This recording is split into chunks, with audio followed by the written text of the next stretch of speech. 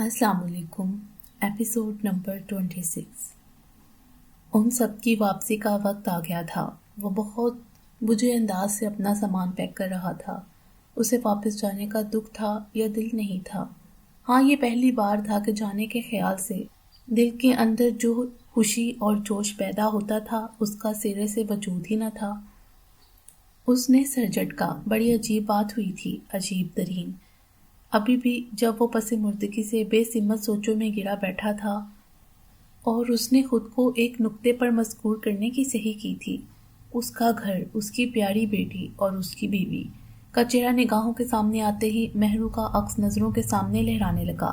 हाँ महरू, पर क्यों महरू? वो बेड पर चट लेट गया, आंखों पर हाथ रख लिया जैसे अब नजर न आएगी, लेकिन वो दिखाई के साथ साथ सुनाई भी देने लगी। काश इंसानी जिस्म में खास उज़ू भी होता जो दिल दुखाने वाली बातों को मिटा देता। मूसा जैसी जिंदगी गुजार रहा था या जो भी उसका तर्ज़े हयात था, वो इसे परफेक्ट लगता था। जिंदगी खूबसूरत थी, ऐशो आराम से मुज़य्यन थी और मुकम्मल थी, ऐसी के रश्क किया जाए। सहरा ने इसे दुनिया का दूसरा रुख दिखाया, वरना इसके नज़दीक तो सहरा का हुस्न मोरों के रक्स के आगे नहीं जाता था। वो कोता बीन था। अल्लाह ने उसे नजर अता की। उसने दुनिया की खूबसूरती को देखा था। उसने सब अच्छा देखा था। उसे बुरा दिखाया गया। उसे नहीं पता था कि दुनिया में लोग किन किन मसाइल से दुचार थे, और ये कि हर इंसान के दो रूप होते हैं। दुनिया में मौजूद हर शय का मुतजाद है। मूसा ने ला यकीनी सोचों से घबरा कर आंखों से हाथ उठा लिया। वो एकदम छत को देख रहा था। तो एक वो दुनिया और वो जिंदगी थी जो उसने बसर की, और अब एक ये जिंदगी है और इसके मसाइल जिनका इससे पहले इसे कुछ अंदाजा नहीं था। और एक वो जिंदगी थी जो महरू ने बसर की। महरू 3 दिन बाद इसे चले जाना था, और 3 दिन पहले वो महरू से अलविदाई मुलाकात भी कर रहा था। और इससे पहले की मुलाकातें, नई जिंदगी में हर रोज कुछ नया होता था, नई चीजें, नई बातें। मगर वो जो महरू की दास्तान हयात थी, मूसा को लगा उसकी हयात तंग पड़ गई है। वो कैसी बेखबर जिंदगी गुजार रहा था। तुमने झूठ बोला मुझसे। उसने एक हाथ मार के बेड साइड टेबल पर से हर शेयर गिरा दी और वो गिरते पड़ते कदमों से उसका गिरेबान पकड़ने आई। इरादा था कि इसे झंझोड़ झंझोड़ कर बाज बरस करेगी, मगर सकत बाकी न रही। दोनों हाथ उसके सीने पर ठहरा कर इसने खुद को घिरने से बचाया था। फिर सांस कुछ बहाल हुई तो इन्हीं हाथों को सीने पर यूं मारने लगी जैसे छोटे बच्चे दरवाजे को बजाया करते हैं। बदर की समझ में बिल्कुल नहीं आया। कौन सा झूठ? वो सुनती ही कब थी। बेशतर वक्त तो मस्कन अद्वियात के ज़ेरे असर सोई पाई जाती थी। ऐसा क्या सुन लिया जो जुनूनी हो गई? उसने अपने गले में मौजूद मोतियों की माला नोच कर फेंक दी थी। उसकी आंखों से शोले और आंसू एक साथ निकल रहे थे। मैंने तुमसे कभी झूठ नहीं बोला अस्कार। उसने प्यार से इसे यकीन दिलाना चाहा। बोला है तुम भी मेरा तमाशा देखने वालों में शामिल हो गए। हालांकि तुम तो जानते हो मैं कितनी मजबूर हूँ, लेकिन अब मैं किसी की नहीं सुनूंगी। तुमने मेरे फोन पर बात नहीं करवाई मूसा से। वो ज़ारों के तार रोने लगी। मैंने कितनी मिन्नतें की तुम्हारी, तुम मेरी बीमारी से फ़ायदा उठा रहे हो, मगर अब नहीं। मैं कोशिश करूंगा दोबारा से। बदर ने सच्चा झूठा वादा किया। नहीं, तुम कुछ नहीं करोगे। जो करूंगी मैं खुद करूंगी। वो हतमी अंदाज से सर को झटकने लगी। उसने हाथों की पूंछ से बहती आंखों को भी पोंछ लिया। शायद जिस्मानी कमजोरी का शिकार होने के बावजूद उसने खुद को फौजी जवान की तरह चाको चौबंद जाहिर करने के लिए सीना ताना और शाने सीधे कर लिए। क्या करोगी तुम? बदर ने फिक्रमंदी से उसे देखा, जो अब अलमारी खोलकर पर्स निकाल रही थी। उजलत में चीजों का एक ढेर नीचे गिर गया था। इस ढेर पर डगमगाते कदम रखकर आगे बढ़कर अब उसने दूसरी अलमारी खोली। अगले पल वो दोनों हाथों से हैंगर्स में लगे मलबूसात को बेड पर फेंक चुकी थी। बदर जमीन पर गिरे बैग से बचता इस तक जा पहुंचा। क्या कर रही हो स्कार? उसने इसका हाथ पकड़ने चाहे। मैं अपने बेटे से मिलने जाऊंगी। इसने झटके से उसके हाथ दूर किए। मिलने? बदर ने दोहराया। तुम उससे मिलने कैसे जा सकती हो ऐसे अचानक? तुम्हारी सेहत, तुम हवाई सफर नहीं कर सकती स्कार। डॉक्टर ने सख्ती से मना किया है। मुझे हवाई सफर करने की क्या जरूरत है बदर? उसने अपनी नीली आंखें उसके चेहरे पर गाड़ दी। वो मुझसे चंद घंटों की दूरी पर है, इसी मुल्क में, इसी शहर में, और तुम मुझे बेवकूफ बना रहे हो। बोलो क्यों, किस लिए? बदर के चेहरे का रंग उड़ गया। तुम्हें गलत फहमी हुई है स्कार। उसने एक बार फिर इसका हाथ थामना चाहा। स्कार ने एक बार फिर झटक दिया और इससे दूर जा खड़ी हुई। اس کا سر نفی میں ہل رہا تھا، آنسو بھی رواں ہو گئے۔ مجھے تم سے یہ امید نہیں تھی بدر کہ تم مجھ سے، تمہارے باپ نے زندگی بھر اسے مجھ سے چھیننا چاہا اور چھین ہی لیا، پر تم بھی مجھ سے دور کرنا چاہو گے۔ ہنی نے جب سے مجھ سے فون پر اس کا حال پوچھا مجھے لگا وہ مذاق کر رہی ہے، مگر اس نے کہا وہ کتنے دنوں سے یہیں آیا ہوا ہے اور پہلے وہ اس سے رابطے میں تھا، لیکن پچھلے ایک ہفتے سے وہ کہیں نہیں مل رہا۔ ایمان اس سے بات کرنا چاہتی ہے تو میں اسے کہوں کہ وہ گھر بات کرے، اور تم کہتے ہو کہ مجھے غلط فہمی ہوئی ہے۔ کیوں بدر کیوں؟ وہ یہاں ہے اسی ملک میں، اور پھر بھی تم نے اس سے میرا حال نہیں بتایا۔ وہ سخت نا امیدی سے استفسار کر رہی تھی، پھر شکستگی سے صوفے پر بیٹھ گئی۔ کچھ دیر پہلے کا جوش اور غضب بھی مان پڑ گیا۔ میں ایسے نہیں کرنا چاہتا تھا، اس نے مجرمانہ انداز سے سر جھکا کر کہا، پر تم نے ایسا کیا۔ وہ چیخ چیخ کر رونے لگی۔ ہم اس سے ملنے کے قابل نہیں ہیں اسکار، بالآخر اس نے تحمیدی جملہ موضوع کر لیا۔ اسکار نے اس کے جملے کو زیر لب دہرایا، اس کے جملے سے زیادہ اس کے لہجے نے اسے چونکا دیا تھا۔ ہم؟ ہاں ہم، میں اور تم دونوں۔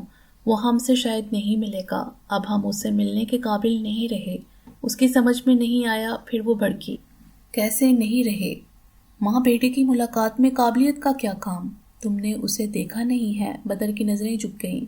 مجھے اس سے کوئی فرق نہیں پڑتا، وہ میرا بیٹا ہے۔ اسکار نے بات ہی ختم کر دی۔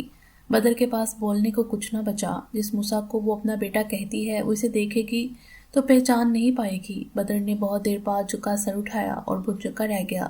نہ جانے کتنی دیر گزر چکی تھی، بدر کو پتہ ہی نہ چلا۔ اسکار نے وہیں کھڑے کھڑے لباس بدل لیا تھا، جوتے پہن چکی تھی، بیگ کوہنی میں پھنسائے، وہ ہونٹوں پر لپسٹک لگائے، وہ اپنے بیٹے سے ملنے جانے کے لیے تیار ہو چکی تھی۔ مشکل ہو گیا تھا اس شہر میں رہنا۔ پاپا کو میگی کا غم کھا گیا اور دادی کو شرم، لیکن وہ دونوں پھر بھی ہم سے اچھے رہے۔ مر جانا بعض سچویشن میں سب سے شاندار آپشن ہوتا ہے۔ مر جانا جیتے جی مر جانے سے بہتر ہوتا ہے، اور بچ جانے والے ہم تین۔ میں ماما کو نہیں گن رہی، ہم تین میں موہد اور احد۔ یہ فیصلہ میں آج تک نہیں کر سکی موسیٰ۔ دنیا کے سوال مشکل ہوتے تھے یا ان کی نظروں اور اٹھتی انگلیوں کا سامنا کرنا۔ دادی جتنے دن زندہ رہیں وہ ان کے خود کے لیے بھی ہم سب کے لیے مشکل ترین دن تھے۔ دادی بابا کو کوستی، بابا نے زبان رہن رکھوا دی ہو گویا۔ دادی ماما کو کوستی، ایک روز تو ماما پر جھپٹ بھی پڑی۔ وہ دونوں ہاتھ ماما کے اوپر یوں مار رہی تھی جیسے کوئی انسان سامنے سے آئی شہد کی مکھیوں کو یلغار کو خود پر پڑنے سے روکتا ہے، رکے بغیر چلتے۔ ان کے ہاتھ جو ماما کے منہ پر، شانے اور سینے پر پوری طاقت سے پڑتے تھے، اور ماما، مجھے آج تک سمجھ میں نہیں آتا ماما ریئیکشن کیوں نہیں دیتی تھی۔ میں نے بچپن سے دادی کو بولتے سنا اور ماما کو ایک خاموش سامع کا کردار نبھاتے دیکھا۔ وہ دادی کے آگے کبھی نہیں بولتی تھی، نہ احتجاج نہ دفاع۔ دادی کی صحیح غلط ہر بات کے لیے ماما کے پاس خاموشی ہوتی تھی یا پھر ایک سرد نظر، اور میں اس رد عمل پر حیران ہوتی تھی، جبکہ میگی ماما سے لڑ پڑتی تھی۔ آپ آنسر کیا کریں ماما۔ ماما ایسے ہو جاتی جیسے وہ اس زبان سے ہی واقف نہ ہو، مگر اس طرح سے مارنا یہ پہلی بار ہوا تھا۔ فطری طور پر ماما کو اپنے بچاؤ کے لیے حرکت کرنی چاہیے تھی۔ ان کے اس طرح ساکت ہونے سے دادی کا اشتعال مزید بڑھتا گیا۔ یکدم وہ ماما کو چھوڑ کر خود کو پیٹنے لگی۔ موہد اور آہد خوفزدگی سے دادی کو دیکھتے تھے اور پھر میری طرف کہ میں دادی کو روک سکوں۔ مجھے ہی روکنا چاہیے تھا، مگر میں انہیں کیا بتاتی موسیٰ، میں ان سب سے زیادہ شکستہ تھی۔ میری تو ہستی ہل چکی تھی، مجھ پر تو ہر سمت سے وار کیے گئے تھے۔ لوگوں کے رویوں نے، لوگوں کی اصلیت نے مجھ پر آشکار ہو کر مجھے کھوکھلا کر دیا تھا۔ حلیمہ نے، حسنل نے اور میگی کی موت نے مجھے زندہ لاش بنا دیا تھا۔ میرے فائنل کے ایگزام ہونے والے تھے۔ ادھر زندگی امتحان بن گئی۔ میگی کے بعد بابا اور بابا کے بعد دادی، ہم قابل رحم تھے، لیکن دنیا نے نہیں سمجھا۔ پورا گھر ایک تماشا گاہ بن چکا تھا۔ مجھے نہیں پتا ماما نے کب اور کیسے انگلینڈ آنے کا فیصلہ کیا۔ مجھے تو تب پتا چلا جب سب بندوبست ہو چکا تھا۔ میں حیرت سے ان کی صورت دیکھنے لگی۔ خزاں کی خشک ہواؤں نے ان کی رنگت کو گہرا کر دیا تھا۔ ہم وہاں جا کر کیا کریں گے؟ ہم یہاں رہ کر کیا کریں گے میری؟ انہوں نے مجھے لاجواب کر دیا۔ ہم نہیں جا سکتے ماما۔ بہت دیر لگی مجھے جواب ڈھونڈنے میں۔ یہاں میگی ہے، پاپا، میں اور دادی۔ میری ہچکی گھٹ گئی۔ یہاں صرف ان کی قبریں ہیں میری۔ میں نے چونک کر انہیں دیکھا۔ آج سے پہلے میں نہیں جانتی تھی کہ ماما بھی نشتر زنی کے فن سے واقف ہیں، اور ہم ابھی زندہ ہیں اور ہمیں زندہ رہنا ہے۔ اور ماما کی آواز لڑکھڑائی، یہاں کے لوگ وہ ہمیں زندہ رہنے نہیں دیں گے۔ اور سب میں کس کا قصور ہے؟ میرے منہ سے بلا ارادہ نکلا۔ ماما نے چونک کر میری صورت دیکھی، صرف میرا۔ وہ اب سامنے دیوار پر نگاہیں گاڑ چکی تھی۔ میں اچھل پڑی، مجھے کبھی بھی اس جواب کی توقع نہیں تھی موسیٰ۔ ماما چپ رہتی تھی، میں دل ہی دل میں اور میگی پر ملا اس خاموشی پر حفقی کا اظہار کرتی تھی۔ دادی کے رویے پر اگر یہ خاموشی احتجاج تھا تو فضول ثابت ہوا، یا ماما دادی کو اس لیے جواب سے نہیں نوازتی تھی کہ وہ ان کی باتوں کو اس قابل ہی نہیں سمجھتی تھی، ان کے نزدیک اہمیت ہی نہ ہوگی، مگر آج وہ کہہ رہی تھی قصور صرف ان کا تھا۔ کیسے بھلا؟ محبت اندھی ہوتی ہے مگر انسان تو اندھا نہیں ہوتا نا۔ ماریہ نے یہ جملہ خدیجہ بانو کے منہ اور اپنے فیاض کے سامنے تو بارہا کہا تھا، میری کے سامنے پہلی بار دہرایا۔ یہ کیسی تحمید ہے؟ مہر نے سوچا تھا۔ یہ سچ ہے کہ میں نے فیاض کی محبت میں مذہب بدلا تھا۔ سب نے کہا میں کیسی انسان تھی جس کے نزدیک مذہب کی ذرا اہمیت نہ تھی۔ میرے نزدیک تھی مذہب کی اہمیت۔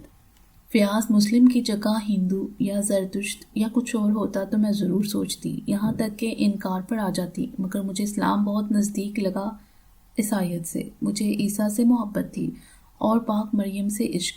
وہ میرے لیے دنیا میں سب سے اچھے تھے اور اسلام انہیں میری سوچ سے بھی بڑھ کر اچھا بتا رہا تھا۔ قرآن بی بی مریم کی پاکی کی گواہی دے رہا تھا۔ میں دین اسلام سے متاثر ہو رہی تھی۔ فتح مکہ میری زندگی کا ناقابل فراموش واقعہ تھا۔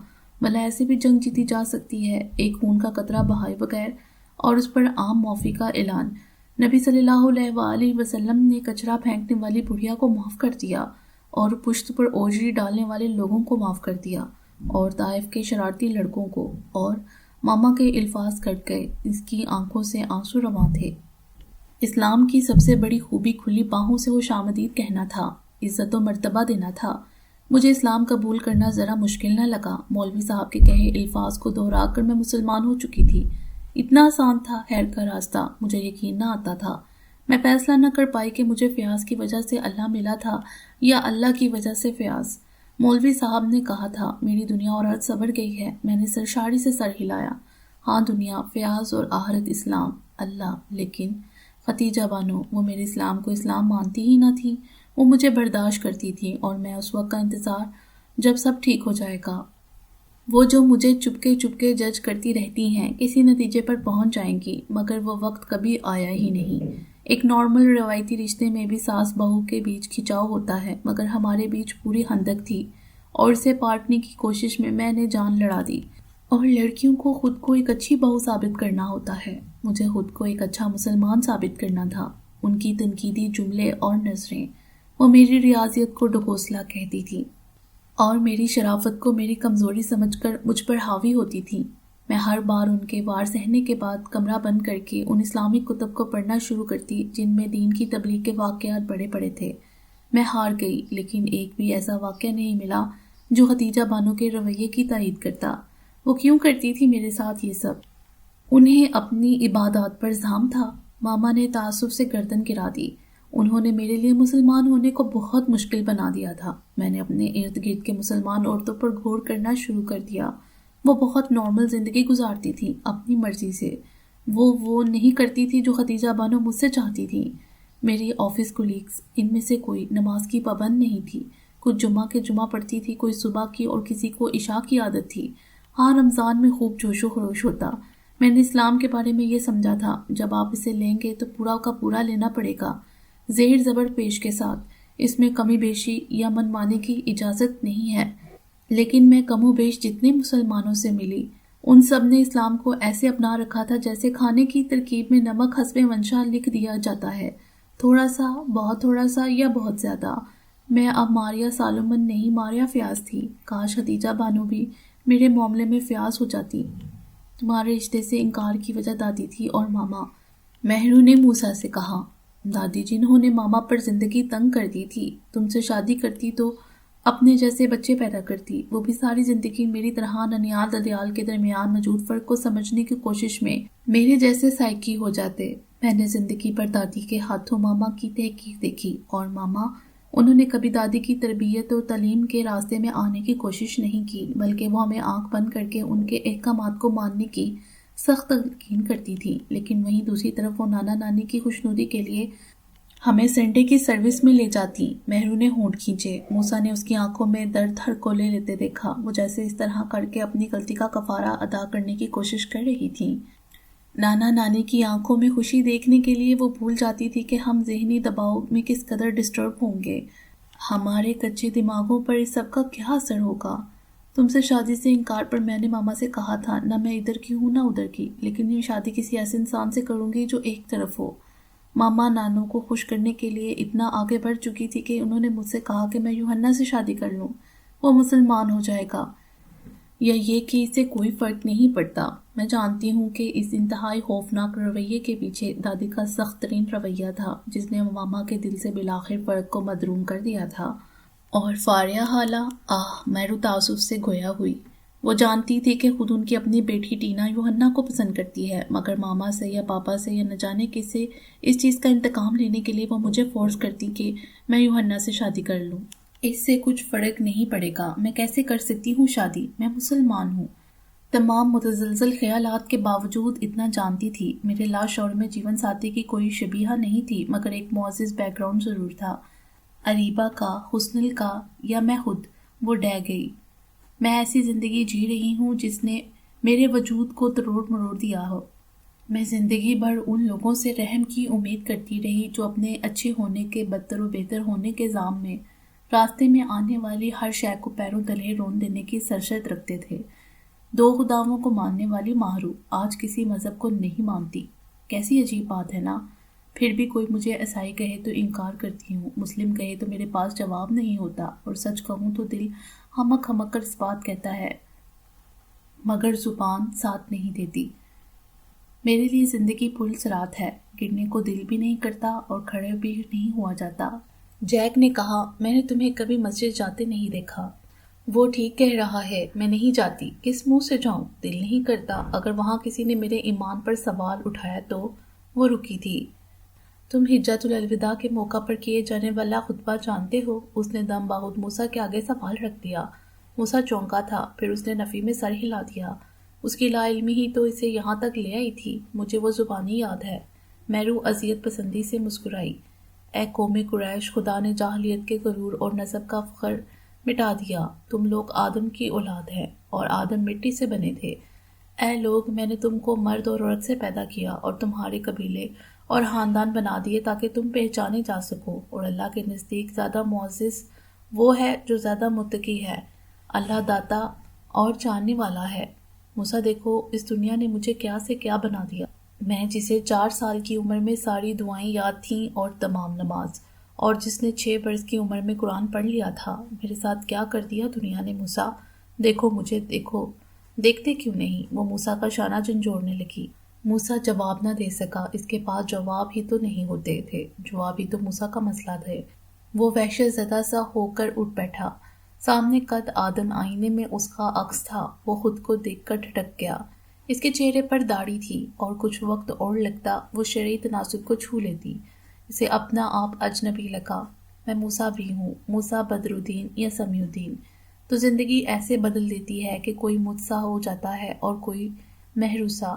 جو کچھ موسیٰ کے ساتھ ہوا، اس نے موسیٰ کو ایسا کر دیا، تو پھر جو مہرو نے جیلا اس نے اسے ویسا کر دیا، تو زندگی کیسے گزرے گی؟ گزرے گی، مہرو نے بویں سکیڑ کر دہرایا۔ گزرے گی سے کیا مطلب؟ گزر رہی ہے۔ چھکا چھک۔ اس کی مصنوعی بشاشت نے موسیٰ کو کبیدہ کر دیا۔ صحیح اور غلط راستے کی پہچان کر لینے کے بعد بھی تم ایسا کیسے کہہ سکتی ہو مہرو؟ وہ اسے یاد دلا رہا تھا کہ جب وہ 2 مذاہب کی سچائی کے بیچ لڑکتی تھی اور پھر اس نے سچ کو پا لیا تھا، وہ سچ جو کائنات کی بنیاد ہے، جو ہیرا کے غار سے پھوٹا، جو ازل سے ابد کے بعد بھی قائم رہتا تھا، جو وحدانیت کا درس دیتا تھا اور حقانیت پر اٹل تھا۔ وہ جو موسیٰ نے چونک کر مہرو کو دیکھا جو ہنس پڑی تھی۔ ٹھیک کہتے ہو، میں نے صحیح اور غلط کو پہچان لیا تھا، مگر اس کا کیا کیجیے کہ دنیا نے مجھے کان سے پکڑ کر غلط پر کھڑا کر دیا، اور صحیح کے دروازے پر نو انٹری کا بورڈ آویزہ کر کے مانو دربان بھی کھڑے کر دیے۔ دیکھو گھسنے نہ پائے۔ بات ختم کرتے وہ پھر سے ہنس دی، اور موسیٰ کو ایسے دیکھا کہ اب وہ کیا بولتے ہیں، اور موسیٰ کے پاس کوئی جواب نہ رہا، بلکہ کہنے سننے کو بھی کچھ نہ بچا۔ اٹھ کھڑے ہوئے دونوں نے ایک دوسرے کو خداحافظ بھی نہ کہا۔ مہرو بیگ شانے سے لٹکائے کھڑی ہوئی، موسیٰ بھی۔ دونوں شاید الوداعی جملے ترتیب دے رہے تھے۔ دوبارہ ملنے کا وعدہ، کیا حاصل؟ وہ کہنا چاہتا تھا اپنا خیال رکھنا۔ فضول۔ اتنے عرصے سے اپنا خیال رکھ رہی تھی۔ دونوں ہونٹ ایک ساتھ کھلے، پھر دونوں ہی ایک دوسرے کو موقع دینے کے خیال سے چپ ہو گئے کہ پہلے وہ بولے، مگر افسوس دونوں کے پاس کہنے کو کچھ نہ رہا۔ مہرو پلٹ گئی، موسیٰ آواز تک نہ دے سکا۔ بہت عزت تھی اس کی نظر میں حلیمہ کی، مگر اب بھی مہرو سے ملنے کے بعد بھی کیا حلیمہ اس عزت کی حقدار تھی؟ اور حسنل؟ محی الدین سہگل نے اچھی عورت کی وضاحت کرتے وقت ہمیشہ اسکارلٹ کی برائیاں کی تھیں۔ اس کے عیب گنوائے تھے کہ اچھی عورت بس اسکارلٹ کا الٹ ہوتی ہے۔ اس میں اسکارلٹ کے کوئی عیب نہیں تھا۔ موسیٰ نے ہمیشہ اسی اینک سے حسنل کو دیکھا تھا، اور جو عیب اسکار میں تھے وہ واقعتاً حسنل میں نہیں تھے، کبھی نہیں تھے۔ اس لیے اسے بھی حسنل دنیا کی سب سے اچھی عورت لگتی تھی۔ مگر اب مہرو کو سوچتے سوچتے ساری دنیا کے قصے کرتے کرتے نہ جانے کیا بات تھی، قصے میں اسکارلٹ کا ذکر آ جاتا تھا اور وہ اسکار سے ملے بغیر واپس لوٹ رہا تھا۔ اس نے بدر کی کسی منت پر کان نہیں دھرے تھے، اور پہلے تو وہ نہ چاہتے ہوئے بھی زیر اثر آ جاتا تھا، مگر اب جب سے اس کا قلب بدلا، حلیہ و ماحول بدلا، تب سے تو اسکارلٹ کا نام ہی ذلت کے گڑھے میں گر جانے جیسا لگتا تھا۔ کسی کو پتہ چلے اس کی ماں ایسی عورت ہے۔ دروازے پر ہوتی دستک نے اس کا خیالات کی روح کو بھٹکا دیا تھا۔ دروازہ کھولنے کو بڑھا تو اس کے وجود کے گرد ایسی شکستگی لپٹی تھی جیسے میلوں سے بھاگا آیا ہو۔ اسے باہر بلایا جا رہا تھا۔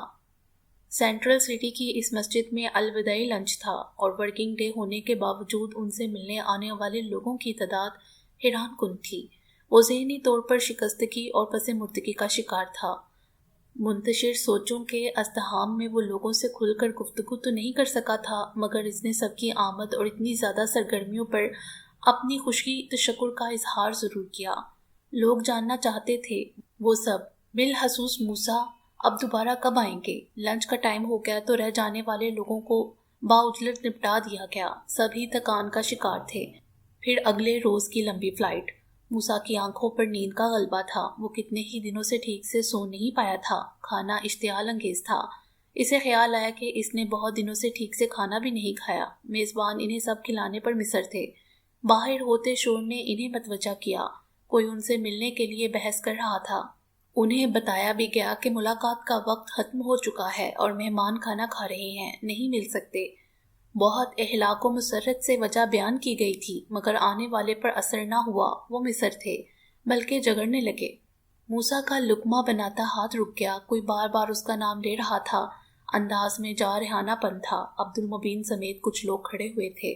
کوئی تھا جو اس طرف دروازہ دھاڑ سے کھلا، ایک مرد، ایک عورت، اور انہیں روکنے کی کوشش میں حواس باختہ اور شرمسار ملازمین۔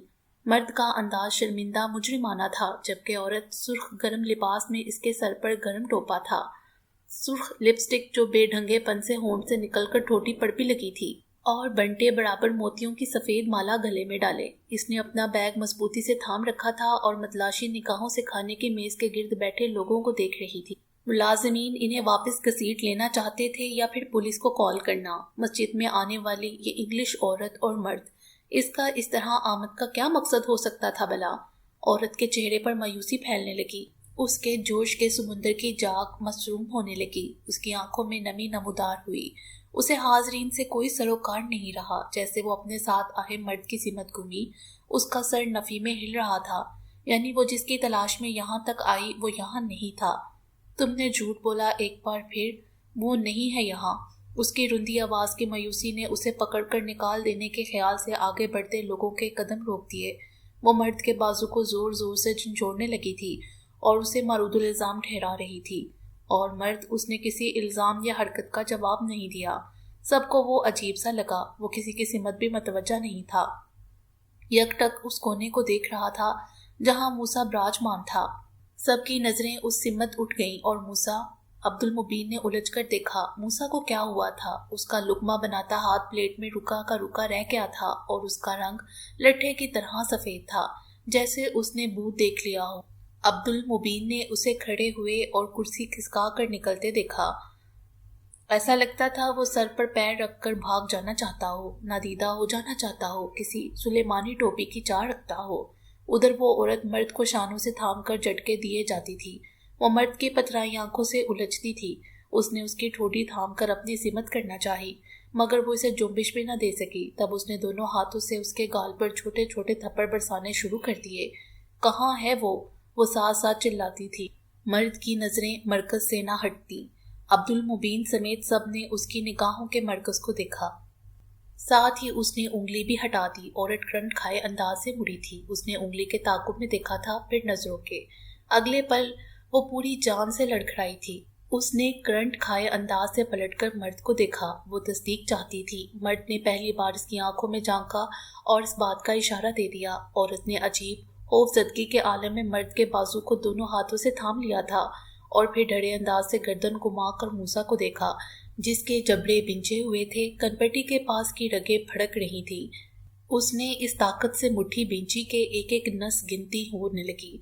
मूसा, उसके लबों से फिक्रा अदा हुआ और मूसा को लगा सारे कमरे में, शहर में, जमीन आसमान तक में ये पुकार बाज गश्त बनकर फैल गई हो।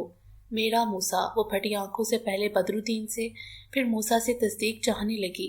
बदर जुबान से कुछ नहीं बोला था, मगर उसका चेहरा चीख चीख कर तस्दीक करता था। हाँ मूसा, उनका मूसा। स्कारलेट हर चीज से नावाकिफ थी। उसका अचंभा बिल्कुल जायज था, मगर बदर तो मसलसल उसे फॉलो कर रहा था। फिर भी अपने सामने देखकर वो बुनचक्का रह गया था। उनका मूसा, उनका बेटा। मूसा एक कदम पीछे हटा था। वो जैसे उल्टे कदमों गायब हो जाना चाहता था। उसकी आंखों में वहशत थी और इनकार था। ये इसके बदतरीन हदशात से भी परे की चीज थी। कुछ था जिसने सबको साकित और जामद कर दिया था। स्कारलेट की बेचैन आंखों में नमी उभरी थी। वो बदर का बाजू छोड़कर मूसा की सिमत भरने लगी। इस राह में आने वाली कुर्सी को धकेल दिया। फिर दूसरे को वो यकटक मूसा को देख रही थी।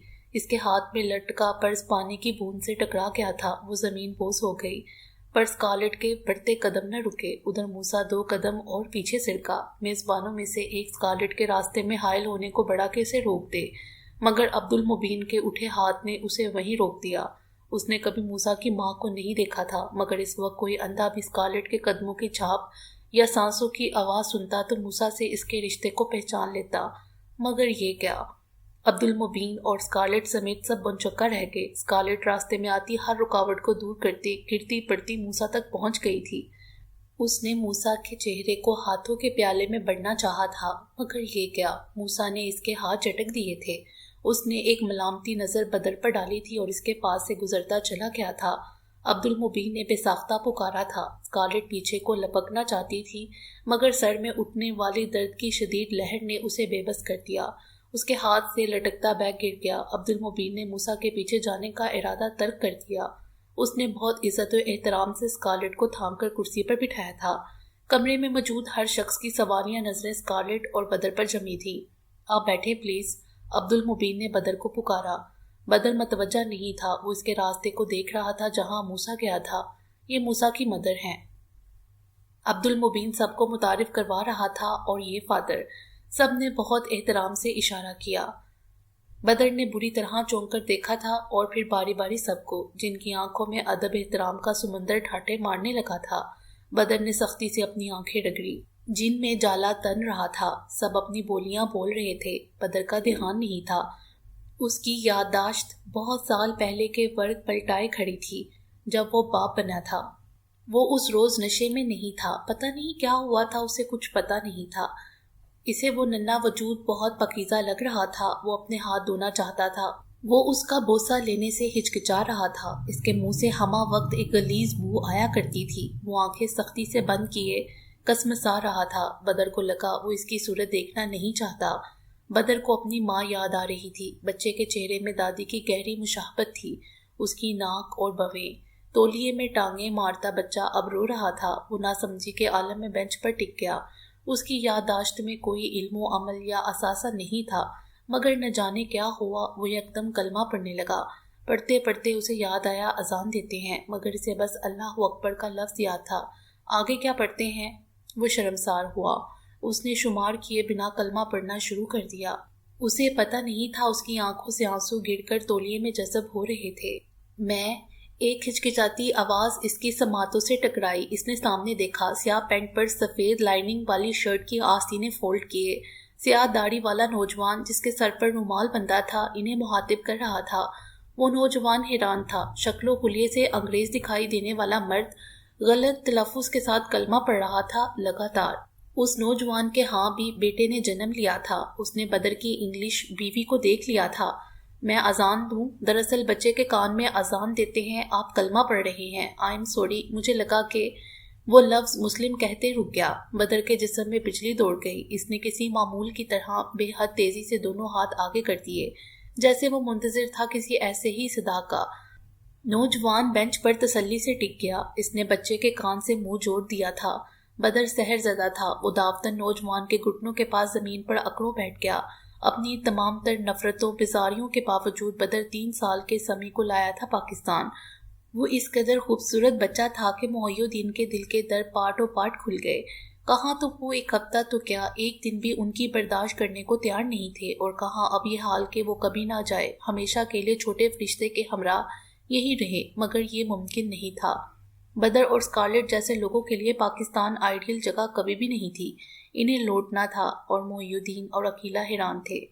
उनके मुंह पर तमाचा था। इस नन्हे से बच्चे को उर्दू बोलना, कलमे सुनाना, बेहद तमीज और तहजीब का मालिक होना। बदर अपने बच्चे के हवाले से बेहद अलर्ट बाप था। उन दोनों ने महसूस किया कि वो स्कारलेट से भी बच्चे को गैर महसूस तरीके से दूर रखता था, या शायद स्कारलेट ऐसी ही थी। वो वापस चले गए, मगर मोहिउद्दीन सैगल का दिल जैसे साथ ले गए। वो हाली वजूद को क्या करते? उनका बस न चलता लंदन में उनके घर जाकर बस रहे। मगर बदरुद्दीन सैगल शौरी और लाशौरी तौर पर इरादी और गैर इरादी हवाले से समी के लिए बहुत मुख्तात और करीब था। मगर इसने जो इल्लत पाल रखी थी वो होशो हिट से बेगाना करने वाली थी।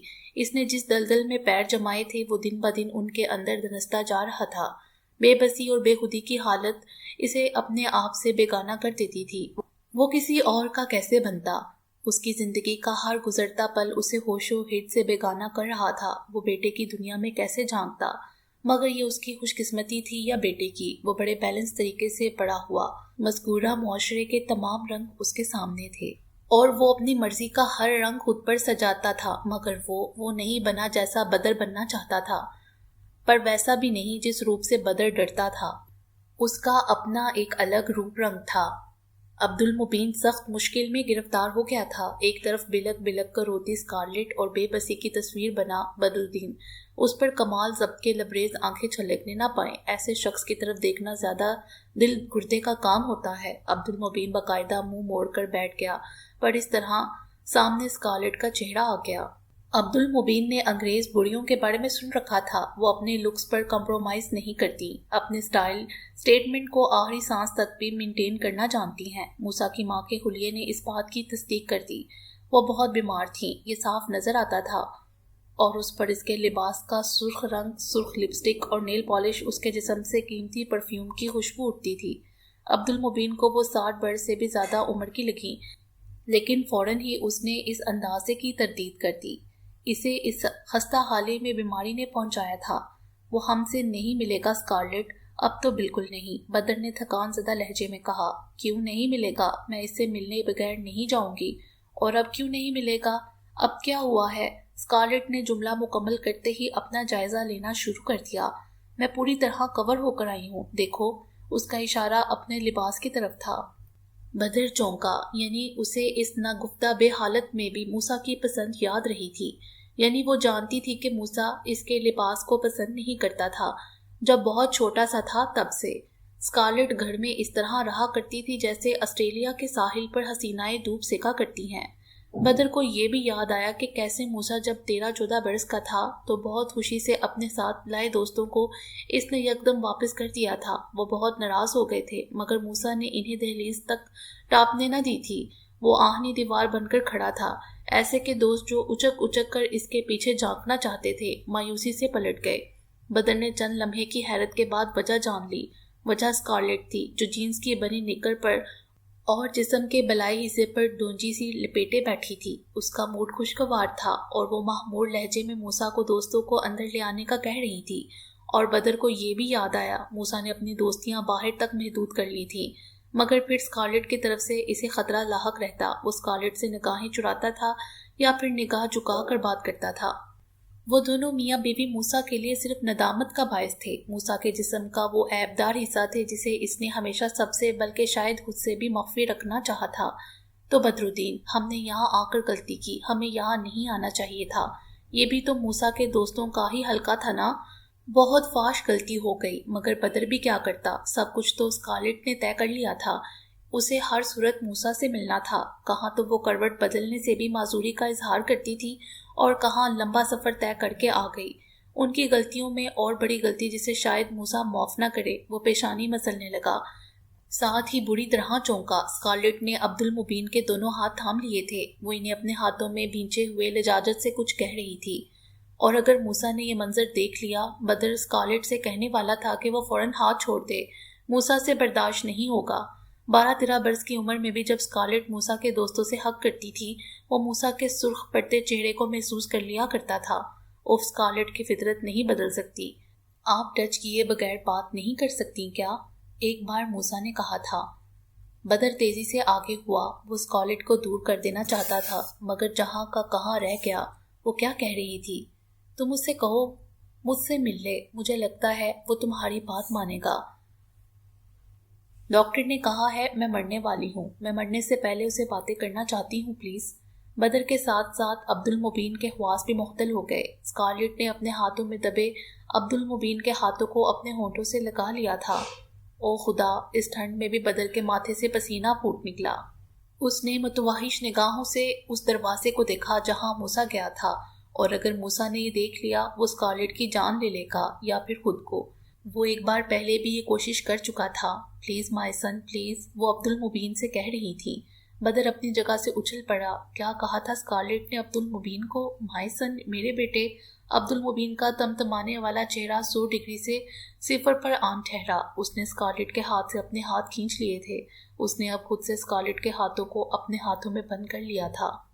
वो बहुत मोहब्बत बड़े पुरयकीन अंदाज से इन्हें थपथपा रहा था। ये मूसा का पहला दोस्त था जिसने स्कारलेट को दोस्त की माँ समझा था। माँ जैसी। मैं उसे लेकर आता हूँ आंटी। वो अपनी जगह से उठा था। स्कारलेट ने हैरत अमेज बेयकीनी से उसे देखा था। क्या वो लाएगा? वाकई? अब्दुल मुबीन ने चेहरे के तासुरात से अपने जुमले की यकीन दहानी बख्शी। स्कारलेट को यकबैक यकीन आ गया। अब्दुल मुबीन कमरे से चला गया।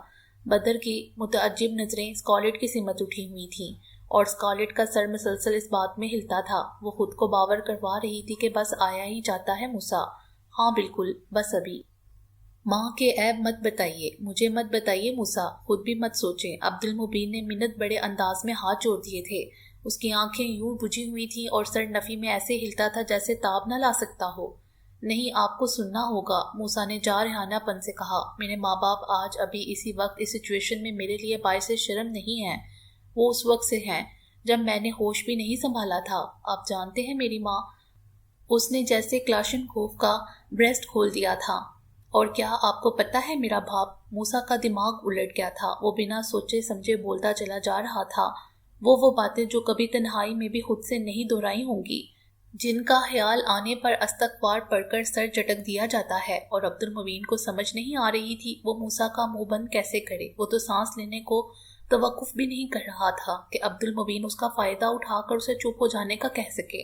उसकी माँ बुरी औरत थी और बाप बुरा मर्द। उसे शायद बेगैरत कहना था। और उसकी माँ अल्लाह ऐब पोश है मूसा, अब्दुल मुबीन हलक के बल चिल्लाया था।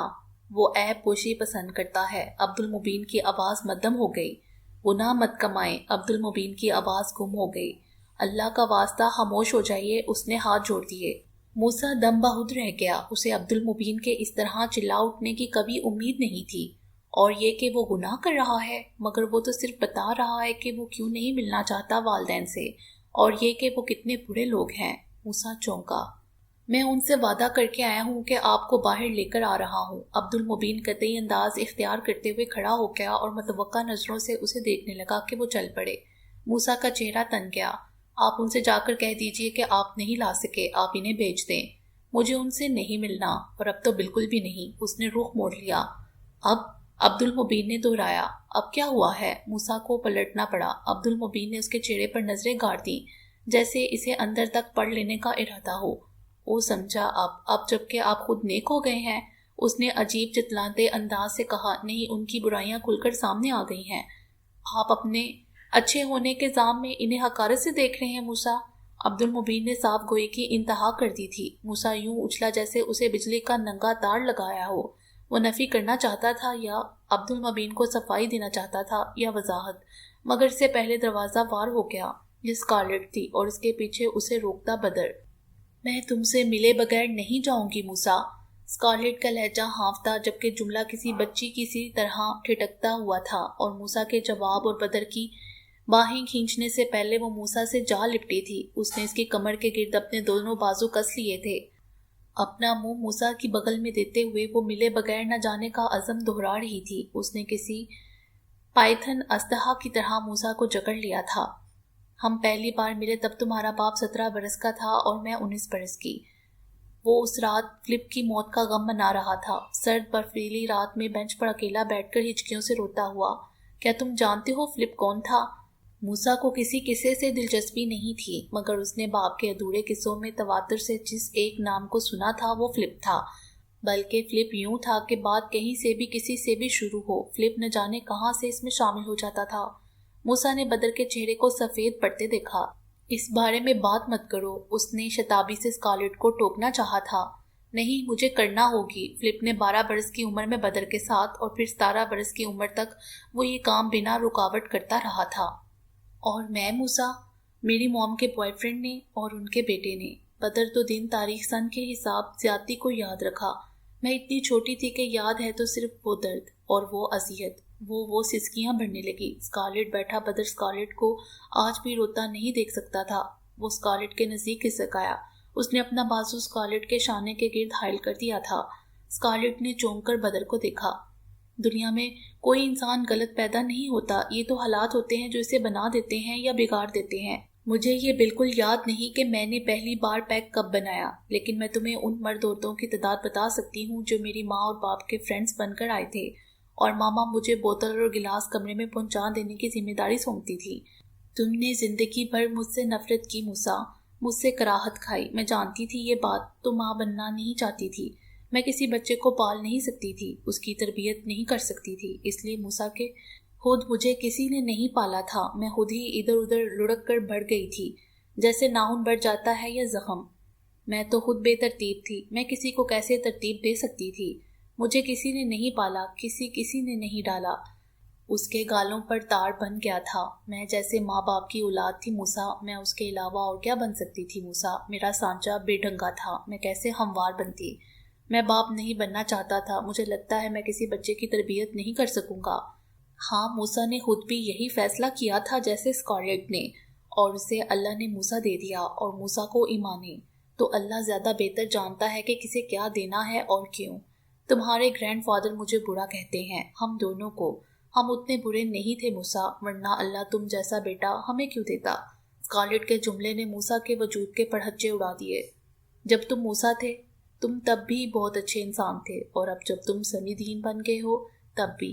گاڈ مجھ سے خفا نہیں ہے موسیٰ، دیکھو وہ مجھ سے محبت کرتا ہے، وہ پسند کرتا تھا مجھے، جب ہی تو تمہیں دے دیا مجھے۔ تم نے سوچا اس بارے میں؟ سوچو، ابھی کے ابھی سوچو۔ آپ کہیں بھی چلے جائیں، کچھ بھی بن جائیں، اچھے یا برے، روزے محشر پکارے اپنی ماں کے نام سے ہی جائیں گے موسیٰ۔ اللہ کی اے پوشی کی اس سے بڑی مثال اور کیا ہوگی؟ وہ روزے محشر حشر کے روز بھی ماؤں کا برم رکھے گا۔ جب ہر کسی کے اعمال منہ پر مارے جا رہے ہوں گے، وہ نہیں پوچھے گا ماؤں سے، نہیں بتائے گا کسی کو بھی کہ وہ کہاں سے آئی تھیں اولادیں، اور کس کا بوجھ کوکھ میں اٹھائے پھرتی تھیں۔ ابھی کچھ دیر پہلے عبد المبین نے موسیٰ سے کہا تھا، اور موسیٰ بجھکا رہ گیا۔ اس نے قیامت کے روز کا تصور کیا، اسے پکارا جا رہا ہوگا موسیٰ بھی، یا سمیع الدین ولد بدر الدین ولد محی الدین ولد، نہیں، موسیٰ اسکارلیٹ۔ بس بات ختم۔ تم کیا سمجھتے ہو موسیٰ، میں اپنی حامیوں سے آگاہ نہیں تھی؟ میں تھی موسیٰ، مگر مجھے یہ نہیں پتا تھا کہ ان سے پیچھا کیسے چھڑوایا جا سکتا ہے۔ مجھے کبھی کسی نے بتایا نہیں موسیٰ، تمہارے گرینڈ فادر نے بھی نہیں، حالانکہ میں نے کہا تھا ان سے کہ وہ مجھے بتائیں مجھے کیا کرنا چاہیے، میں کر لوں گی، مگر انہوں نے مجھے دھتکار دیا۔ انہوں نے کہا میں نے اپنی شکل دیکھی ہے کبھی؟ وہ بس مجھے بدر کی زندگی سے دور کر دینا چاہتے تھے، اور یہ بدر نے ہونے دیا۔ دیکھو یہ مجھے مرنے بھی نہیں دیتا، دوائیاں کھلا کھلا کر زندہ رکھے ہوئے ہے۔ تم مت بات کرو مجھ سے۔ وہ موسیٰ کی جانب سے منہ پھیر گئی۔ مگر یہ ایک بات نہیں جانتا بدر، ہے نا؟ کیا کہتا تھا محی الدین؟ اب تک اس کا ذریعہ اظہار انگلش تھا، اب اسے ایک اردو جملہ کہنا تھا۔ नाइक औलाद सदका जारिया होता, पेरेंट्स को बख्शा गार्ड के आगे, हम तो बख्शा गया बदर, बख्शा गया। नेक औलाद सदका जारिया होती है, वालिदैन को बख्शवा देती है, इस तरह तो हम बख्शे गए बदर। बात खत्म करके वो मूसा की सिमत ऐसे देखने लगी जैसे बच्चे दूसरे बच्चे को चिढ़ाते हैं कि नहीं तो ना सही। मुईदीन चाहता तो वो हमें समझा सकता था बदर, मगर उसने हमारे बुरे होने पर स्टैंप लगा दी। उसने खुद ये फैसला सुना दिया, उसका बस चलता तो हमें शूट कर देता। वो सुनता ही नहीं था, मानता भी नहीं था, यकीन नहीं करता था। दुनिया मौका नहीं देती बदर, माफ नहीं करती, है ना? स्कारलेट ने लड़खड़ाते लहजे में जैसे नतीजा पेश कर दिया। बदर ने अपनी जेब से रुमाल निकालकर इसकी आंखें पूंछी और बहती नाक। इसे अपने हवाले से कोई सफाई नहीं देनी थी। वालिदैन की इग्नोरेंस का शिकार बच्चा जैसा बन सकता था वो वैसा ही बना। उसने जिंदगी भर गुनाह करते और गुनाह को दिल से बुरा मानते गुजारी थी, जानते बूझते गुनाह, और दिल के किसी कोने में ये ख्याल था वो कभी न कभी इन गुनाह को छोड़ देगा। मगर अब ये गुनाह कब्र में साथ जाने को तैयार खड़े थे। उसका मूसा से कुछ भी कहने का दिल नहीं रहा। स्कार ठीक कहती है, कोई यकीन नहीं करता। बदर ने मूसा से नजरें फेर ली। इसने स्कार के बिखर जाने वाले बालों को हाथ से संवारा, उसके ऊनी टोपे को सर पर जमाया। मूसा किसी ट्रांस में गिरा इस मंजर को देख रहा था। ध्यान कहीं और था। ये दुनिया वाले अल्लाह के नजदीक पहुंचने ही नहीं देते मूसा कि वो इजाज से नवाजे। ये खुद ही फैसला सुनाते हैं और हम जैसों के लिए इनके बस में हो तो संगसारी का हुक्म दे दें। मूसा मानते ही नहीं, सुनते ही नहीं, यकीन ही नहीं करते। दुनिया माफ क्यों नहीं करती मूसा, यकीन क्यों नहीं करती? अभी जो अल्फाज स्कारलेट के थे, अल्फाज के जरा से रद्द-बदल से वही सब मेहरू ने कहा था, तो इसकी माँ ने भी वही सब झेला था। बस ये कि इसने नशे में गर्क होकर सब भुलाया था, जबकि मेहरू ने होश में रहकर सब कुछ खुद पर तारी कर लिया था। मूसा की समातों में दोनों के अल्फाज गुटमुट होने लगे। दुनिया मौका नहीं देती बदर, माफ नहीं करती। दुनिया माफ क्यों नहीं करती मूसा, यकीन नहीं करती। और वो दोनों मूसा से मायूस होकर एक दूसरे के सहारे उठने की सही कर रहे थे। इन्हें जाना था। मूसा ने देखा स्कार को उठने की कोशिश में बदर खुद दह गया था। अगली बार बदर ने अपना तवाज़ुन बरकरार रखते हुए स्कार के बगलों में दोनों हाथ डालकर इसे उठा लिया था, जैसे बच्चे को उठाते हैं। मगर दूसरे ही कदम वो लड़खड़ाने लगे। इस बार स्कार ने बदर का हाथ मजबूती से थामा था। टूटे हुए कदम उठाते वो साकित खड़े मूसा की नजरों से दूर होते जाते थे। ये सख्त दिलखराश मंजर था जिसे देखना जान जोखम का काम था। कोई अजनबी राहगीर भी देखता तो चौंक कर रह जाता। तो बहुत बुरे दिखाई देने वाले मर्द औरत जो बीमार भी थे, जो एक दूसरे के सहारे डगमगा कर चलते थे, छोटे कदम जो एक दूसरे से उलझ जाते थे। स्कार खांसने लगी। बदर बुरी तरह चौंका। उसने बहुत उजलत में अपनी जेबें थपथपाई थी। उसने कोई दवा निकाली थी। उसने मतलाशी निगाहों से पानी को देखा था। स्कार से यकीन दिलाने लगी कि वो ठीक है, बस वो घर चलें, किसी तरह बस घर चलें। इनके पास दौलत की कमी नहीं थी, मगर लाठी पकड़ने को भी हाथ की सकत जरूरी होती है। महंगी से महंगी व्हील चेयर खरीद सकते थे, मगर इसको बिठाने के लिए भी दो सेहतमंद बाजुओं की जरूरत थी। और जिसके पास बाजू थे वो साकित खड़ा था। न जाने उसके दिमाग में क्या चल रहा था। इन्हें माफ कर दे मूसा, इन्हें आपके सहारे की जरूरत है। ये अब्दुल मुबीन था। कुछ वक्त जाता इसने भागकर इन दोनों को अपने दोनों बाजू में भर लेना था, मगर एक कोशिश जिसका ये फर्ज था और हक था और एजाज था। बुरे वालिदैन जब वो लाचार हों। अब्दुल मुबीन को लगा अगर इस वक्त इसकी आंख से आंसू टपके तो वो सुर्ख रंग के होंगे। उसने अपने वालिदैन को नहीं देखा था, लेकिन अगर वो आज होते तो बिल्कुल ऐसे ही दिखाई देते। मूसा न जाने किस ध्यान में था। माफ करने के हदायती जुमले पर इसका सर नफी में हिला। तो फिर आप अल्लाह से अपने लिए माफी की उम्मीद कैसे कर सकते हैं? अब्दुल मुबीन के अंदाज में जारियत आद कर आई। इसने झटके से मूसा का बाजू पकड़कर अपनी सिमत मोड़ा था। मूसा की नजरें धीरे धीरे दूर होते बदर और स्कार पर थीं। वो बुरी तरह चौंका। अब्दुल मुबीन ने अपना सवाल दोहराया, एक बात बताएं, क्या आपने रामनाथ को माफ कर दिया? रामनाथ? मूसा का रंग बदला। उसका यहाँ क्या जिक्र, और वो क्यों माफ करेगा उसे? मैं गलत कह गया हूँ, आपने उन्हें माफ नहीं करना। अब्दुल मुबीन का लहजा बदला। आपको उनसे माफी मांगनी है। वो दूर होते बदर और स्कार को देख रहा था। मुझे? मूसा ने बेयकीनी से दोहराया था। भागिए मूसा, ये वक्त हाथ से निकल गया तो क्यामत तक भी पैर के अंगूठे पर खड़े रहे तो माफी नहीं मिलेगी। क्यामत के बाद भी। यकदम अब्दुल मुबीन ने शोर सा डाल दिया। स्कारो बदर गाड़ी में बैठने वाले थे। वो मूसा को धकेलने लगा जो ठस खड़ा देखता ही जाता था। एक तवील सबर आजमा सफर निपटा कर वो घर लौट आया था। सोफे में धंसी नाखून फाइल करती हुस्न ने नजर उठाकर दरवाजे में खड़े मूसा की पुश्त पर फैली रात को देखा, फिर एक चुटकी नजर मूसा पर डाली और दोबारा से नाखूनों की जानिब मतवज्जा हो गई। ये बेनियाजी नहीं, बदतहजीबी और बदतमीजी की आखिरी हद से भी परे की चीज थी। अगर वो नाराजगी दिखाना चाहती थी तो ये तरीका बिल्कुल गलत था, और अगर नजरअंदाज करना मकसूद था तो यहाँ ऐन दरवाजे के सामने रात के इस पहर वो बराजमान ही क्यों थी। तो दरअसल यूं बैठना, यूं देखना और नजर चुरा लेना पहले से तय था। इसे दरअसल मूसा को बावर करवाना था कि वो इसे जैसा और जिस हाल में छोड़ गया था वो वैसे ही कायम है, इस पर किसी चीज का असर नहीं हुआ और ना होगा। दूसरी तरफ मूसा का रद्द-ए-अमल कत्ल मुख्तलिफ था। इसने पैक छोड़ दिया था, मगर खुद मुजस्मे की तरह इस्तेदाद बीचों बीच खड़ा हुस्न की तरफ आंखें सुकेड़ देख रहा था, जैसे जांच रहा हो, अंदर तक पढ़ लेना चाहता हो। हुस्न ने नजर फेर ली थी, वरना वो मूसा की आंखों में मौजूद चुभन, बेयकीनी, तासुफ और इस्तेज़ाइया को देखकर दम बखुद रह जाती। वो भला ऐसे क्यों देख रहा था? और अगर वो पूछ लेती और मूसा सच कहने का फैसला करता तो पता चलता। वो इसे अपनी आंख, अपनी सोच से नहीं देख रहा था, वो इसे माहरूफ याज के बयान की नजर से देख रहा था। वो उस हुस्न को देख रहा था जिसे वो बिल्कुल नहीं जानता था और जिसके बारे में जानकर इसे सदमा पहुंचा था। माहरू के सुनाए वाकयात की रील सी चल रही थी। वो तसव्वुर की आंख से सब कुछ होता देख रहा था। सामने बैठी औरत को वो हनी के नाम से जानता था, बल्कि खूब जानने का दावेदार था, पर इस पर अभी अभी ये तकलीफ दे इंकिशाफ हुआ कि वो सामने बैठी औरत को बिल्कुल नहीं जानता। जिस हनी को वो जानता था वो तो बहुत ताबेदार थी, उसकी मोहब्बत का दम बढ़ती थी, उसके आबरू के इशारे पर जान दे देने का दावा करती थी। ऐसा कभी नहीं हुआ कि वो घर लौटे और इसका ऐसा इस्तकबाल हो। वो दीवाना वार आती थी और इसकी खुली बाहों में समा जाती थी। हाँ, मूसा ने चौंक कर खुद को देखा। हाँ, इस बार इसके बाजू वार भी तो ना हुए, और कैसे होते। वो जाने से पहले इसे रोश बदल देने की हदायत बसूरत हुक्म बसूरत फैसला दे गया था, और इसकी मुसलसल जारी रहने वाली सरगर्मियों से अनजान नहीं रहा था। इसके पीछे हनी की जिंदगी की रूटीन में जरा बराबर फर्क नहीं पड़ा था। एक तरफ उसकी हुक्म अधूरी, दूसरी तरफ माहरू से मुलाकात।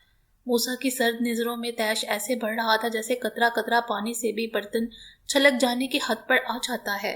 इसके पास तो इस तरह खड़े रहने, अकड़े रहने और घूरने की वजूहात थी, मगर हुस्न क्यों ऐसे तनी हुई थी? मूसा ने सोचा।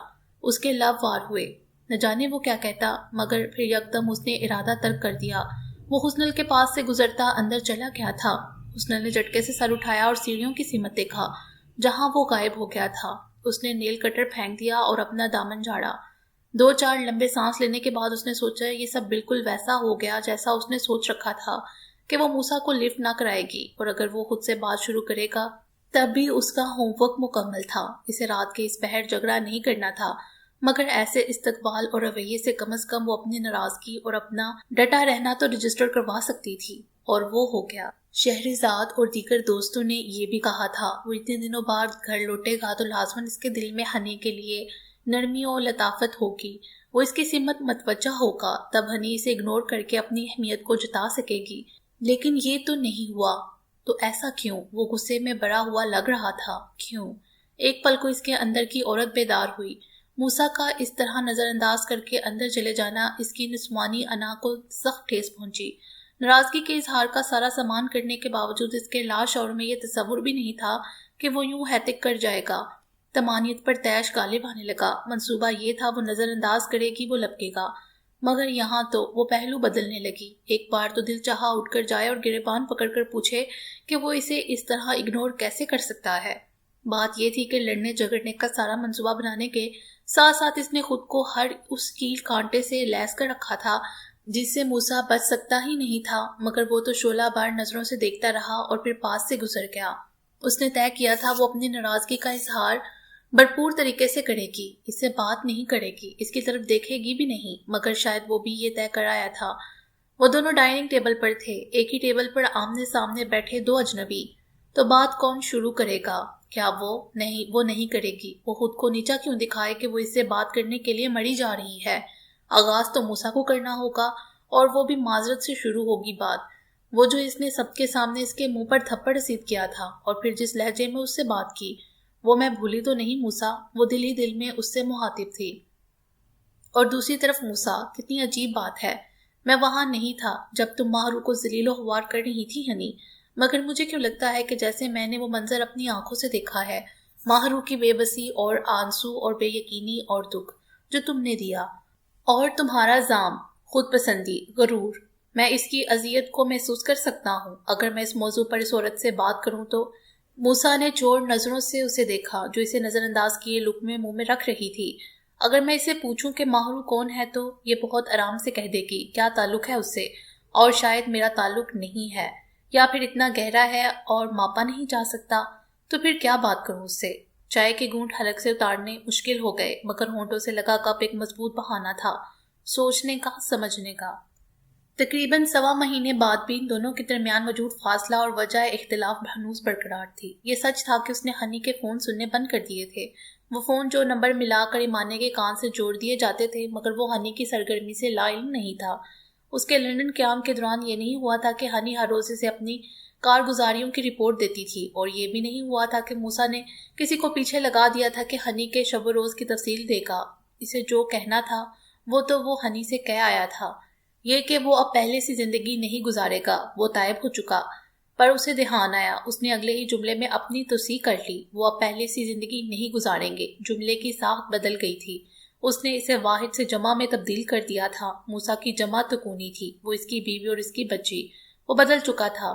بچی ایمانے تازہ گندی مٹی سی تھی، اس نے اس کے لیے من پسند سانچہ ڈھونڈ لیا تھا، اس نے طے کر لیا تھا وہ اسے وہ اچھی عورت بنائے گا جو محی الدین سہگل کا خواب تھی۔ لیکن تکون کا تیسرا اور آخری کونا ہنی، حسن الماپ، وہ اس کے تبدیل ہونے سے مایوس ہو چکا تھا۔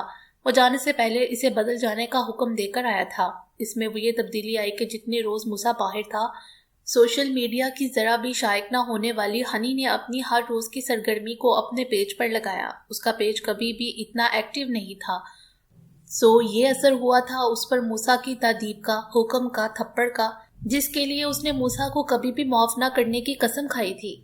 تو کیا میں اسے ایک بار پھر سمجھانے کی کوشش کروں؟ موسیٰ کی چائے ختم ہو گئی، اس نے کپ رکھ دیا اور کوہنیاں میز پر ٹکا کر دونوں ہاتھوں کی انگلیاں ایک دوسرے میں پھنسائے ان پر چہرہ رکھ کر وہ اب اس کی طرف دیکھ رہا تھا، اور ہنی وہ ایسے مگن انداز سے لقمے لے رہی تھی جیسے کمرے میں تنہا ہو، یہاں تک کہ موسیٰ کی سرد نگاہوں کی حیرت ملامت اور پھر طیش میں بدلنے لگی۔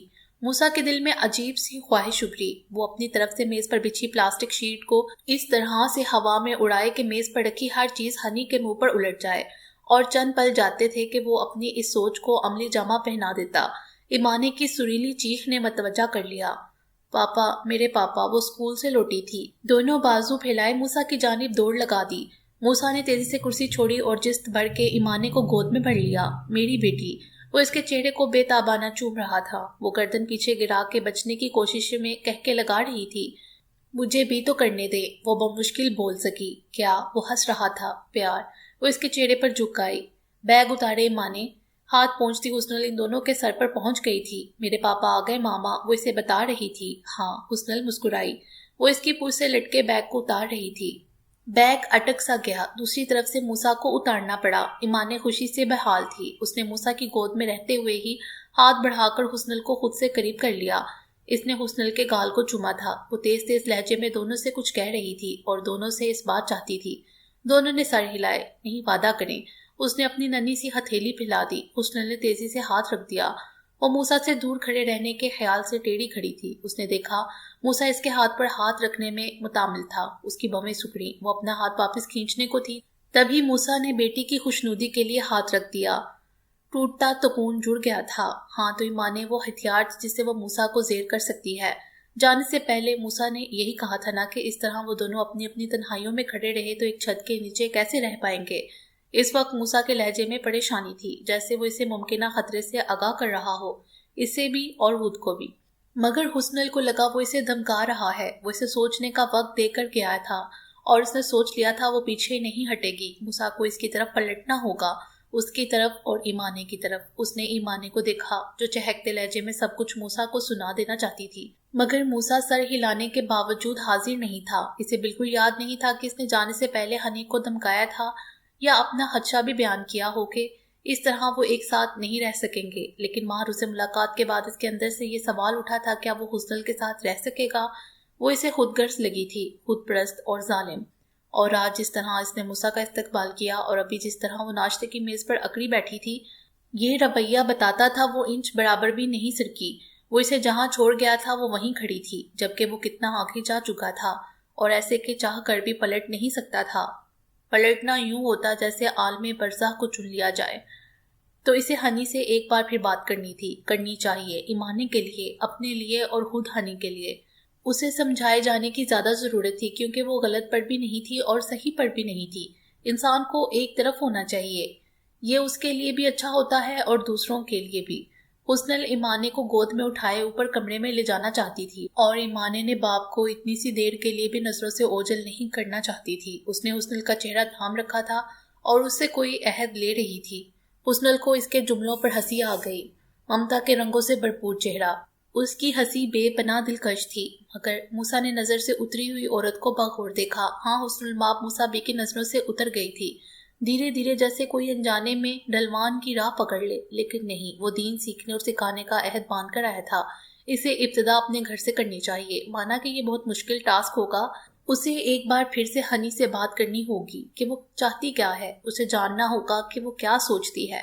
وہ اپنی مبتا میں پڑا رہا تھا، اس نے واقعی حسن سے اس بارے میں کبھی بات نہیں کی۔ ہو سکتا ہے اصل بات کچھ اور ہو، اس نے جب بھی کہی اپنی کہی، اسے حسن کو سننا چاہیے، بھلے وہ نظر سے اتر چکی تھی، پھر بھی۔ حسن کی متخیر نظریں موسیٰ کے چہرے کی سمت اٹھی تو اٹھی کی اٹھی رہ گئی۔ دوسری نظر اس نے اپنے ہاتھ پر ڈالی جو موسیٰ کے ہاتھ میں تھا، وہ اسے اٹھ کر اپنے ساتھ چلنے کا اشارہ دے دیا تھا۔ اس کے چہرے پر نرمی تھی اور کسی ہفکی کا شائبہ نہیں تھا۔ حسن کسمسائی، وہ اپنا ہاتھ واپس کھینچ لینا چاہتی تھی مگر وہ ایسا نہ کر سکی۔ موسیٰ نے اسے کھڑے ہونے پر مجبور کر دیا تھا، وہ کمرے سے باہر نکل رہا تھا۔ حسن کو لام حالہ اس کے پیچھے چلنا پڑا۔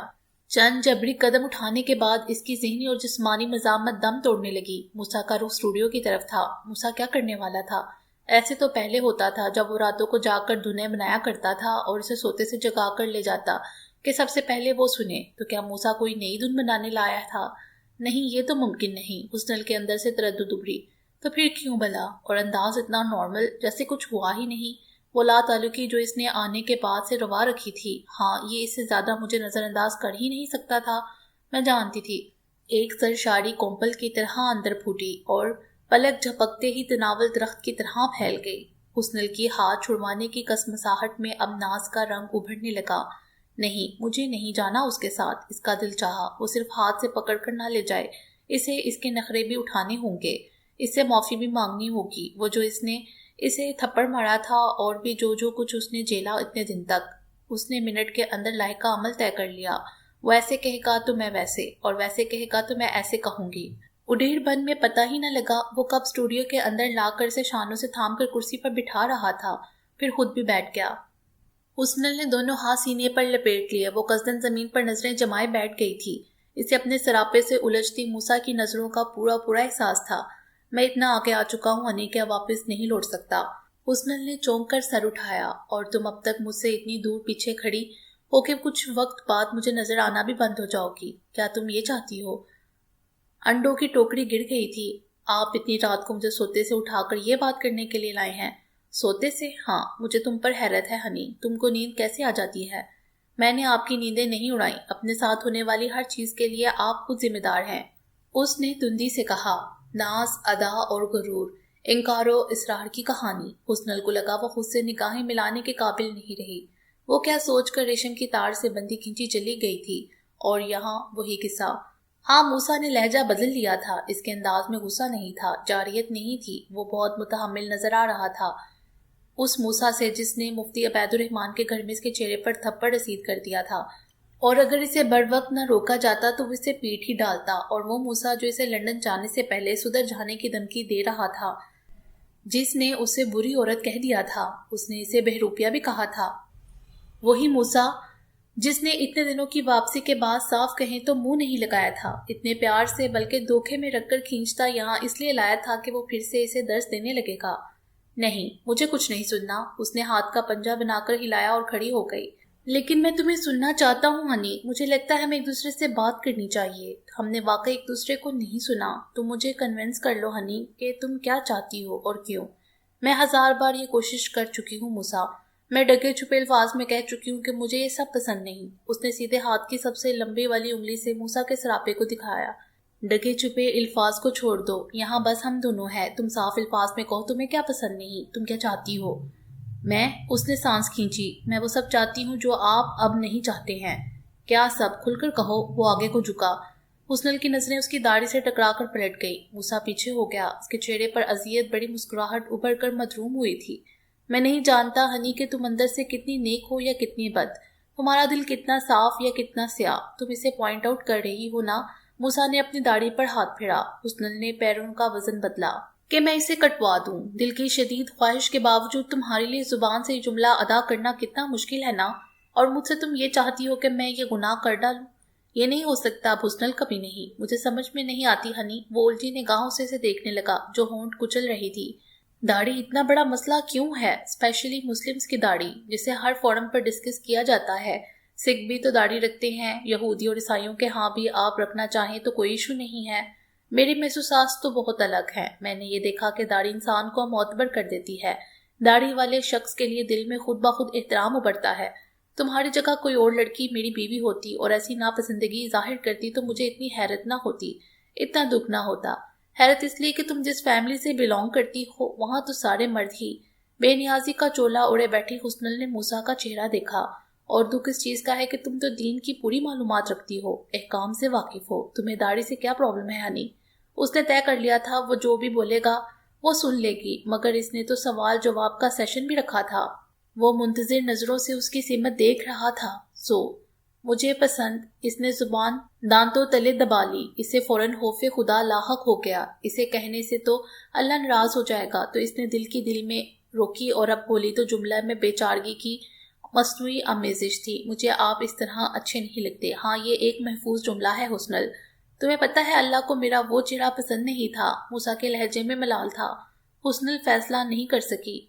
किस लिए? क्या वो अपने इस चेहरे को पसंद नहीं करता और अब चूंकि इस राह पर चल पड़ा था तो इसे रखना मजबूरी थी? क्या इसलिए? हुस्नल का ये क्यास दुरुस्त नहीं था। मूसा तो अलग ही सोच रहा था।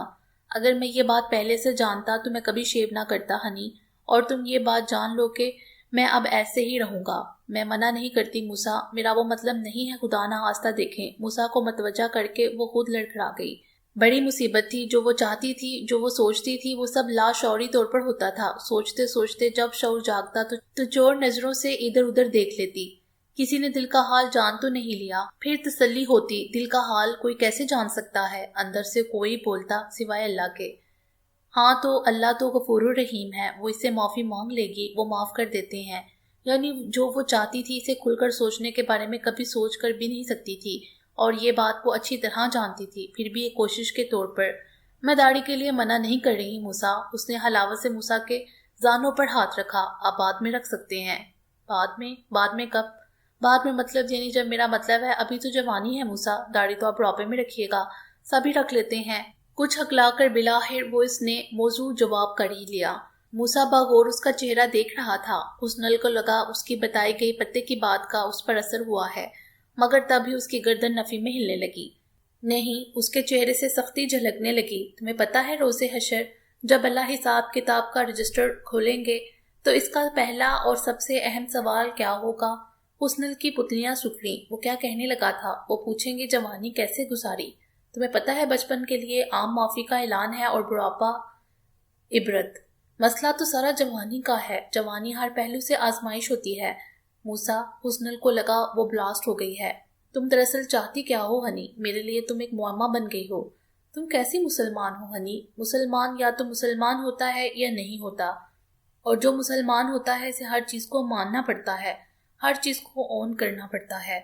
मुसलमान तो उसका लहजा बताता था। उसके लिए सवाल को वाज़ेह करना बहुत मुश्किल साबित हो रहा है।